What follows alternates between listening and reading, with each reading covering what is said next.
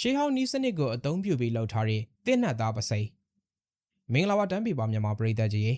တစ်သားနဲ့လှုပ်ထားတဲ့ပစိန်ကတန်ပစိန်ထက်ပိုပြီးတော့ခိုင်မာတောင်တင်းနိုင်မယ်လို့ပြောရင်ယုံနိုင်မှာမလားအဲ့လိုမျိုးတန်တရားရှိနေတော့ရှေးဟောင်းမောင်တင်နီးစနစ်ကိုအသုံးပြုတဲ့တစ်ကနတ်သားပစိန်ကတင့်ကိုအံ့ဩသွားစေမှာပါဒီတစ်နတ်သားဆိုတာကမ္ဘာပေါ်မှာအလေးလံဆုံးနဲ့အမာကျော်အသိသီးဆုံးတစ်သားမျိုးစားဖြစ်ပြီးတဘာဝအတိုင်းအစီဓာတ်တွေပြည့်နှက်နေတာကြောင့်ရေထဲမှာတော့မြုပ်သွားတဲ့အထိသိသီးစာမြင်မာလွန်ပါတယ်ရှေးခေတ်ပညာရှင်တွေဟာဒီသစ်သားကိုအစင်းစင်းပုံဖော်ပြီးလက်ကင်တဲ့ပစိန်ကိုတသားရဲဖြစ်အောင်တုံ့နှက်တာကော်စည်းကိုအသုံးပြုတာစားတဲ့ရှေးရွာနီးပညာတွေနဲ့အနုစိတ်တက်ဆင်ကြပါသည်ဒီလိုနည်းနဲ့ပြုလုပ်ထားတဲ့ပစိန်ဟာတန်ကြီးတက်မှာကိုစိုးရိမ်စရာမလိုတဲ့အပြင်တန်မဏိလိုမာကြောမှုရှိတာကြောင့်မလို့တခြားသစ်သားတွေကိုအလွယ်တကူခုတ်ထစ်နိုင်တဲ့အထိစွမ်းအားကြီးမာလွန်ပါသည်